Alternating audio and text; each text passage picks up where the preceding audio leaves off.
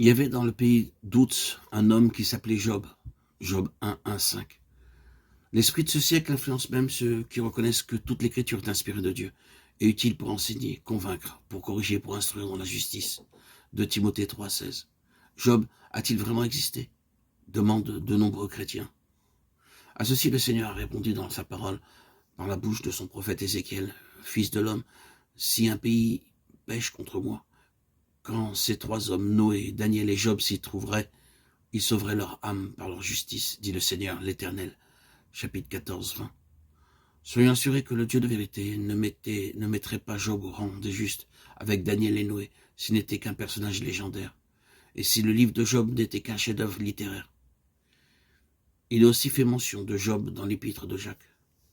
Voici, nous disons bienheureux ceux qui ont souffert patiemment. Vous avez entendu parler de la patience de Job et vous avez vu la fin que le Seigneur lui accorda.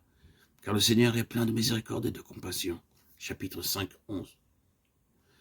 Il est évident que les premiers chrétiens savaient que Job avait vraiment existé, qu'ils le considéraient comme un exemple de patience et que sa vie était pour eux un encouragement à se confier dans la miséricorde et dans la compassion de Dieu. Les Juifs ont conservé jalousement ce livre dans le canon des Écritures. On assure qu'il est le plus ancien et qu'il a été écrit quelques 2000 ans avant l'ère chrétienne, ce qui ne peut être tenu pour absolument certain. L'apôtre Paul cite le livre de Job, et il fait précéder sa citation des mots. Il est écrit, 1 Corinthiens 3, 19. Les Septante nous disent dans leur traduction que Job vécut 240 ans, dont 140 après les grandes épreuves qu'il eut à traverser. Il est donc possible que Job ait souvent rencontré Sem, fils de Noé, comme plusieurs érudits le pensent. Il est possible qu'il fasse partie de la lignée de ces premiers prophètes dont Zacharie évoque la mémoire. Le récit sacré nous dit que Job était le plus grand des enfants d'Orient. Quelques savants assurent qu'il était prince, d'autres disent roi. Il avait de grandes richesses et un grand train de maison, un grand train de vie, on pourrait dire aujourd'hui. Il est évident d'après ses discours qu'il avait une certaine culture et une science étendue. Il connaît l'écriture, la gravure sur pierre, le travail des mines, la métallurgie, la construction, la navigation, l'histoire naturelle, l'astronomie. Il est initié à la science de son temps. Enfin, quelques phrases brèves nous renseignent sur le caractère de Job.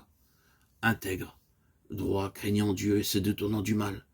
Chapitre 1, verset 1. Tandis que de nombreux détails de sa vie sont laissés de côté. Ainsi, et la chose est à remarquer, les écrits sacrés ne sont pas rédigés dans le but de satisfaire la curiosité, mais uniquement pour gagner les hommes et les ramener à Dieu. En voici un exemple dans l'histoire de Job. Quelques mots suffisent pour nous initier à sa situation, pour nous introduire dans son cercle familial et nous dire ses richesses.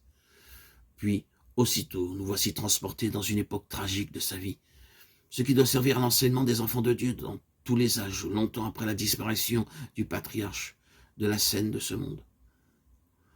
Au moment où il est comme jeté dans la fournaise de l'épreuve, il est écrit de Job qu'il était intègre et droit. La version anglaise donne « parfait et droit », et Dieu, citant son serviteur Job dans l'assemblée des saints, emploie ces mêmes qualificatifs. Le récit montre que sa perfection, son intégrité, consistait en un cœur complètement donné à Dieu, un cœur sincère, loyal. Il ne servait pas de maître, Dieu est lui-même. Il craignait Dieu et se détournait du mal. Il faut que cette crainte de Dieu, cette intégrité de cœur et de vie soit reconnue pour les enfants de Dieu, s'ils veulent comprendre la signification de l'épreuve qui atteignit Job.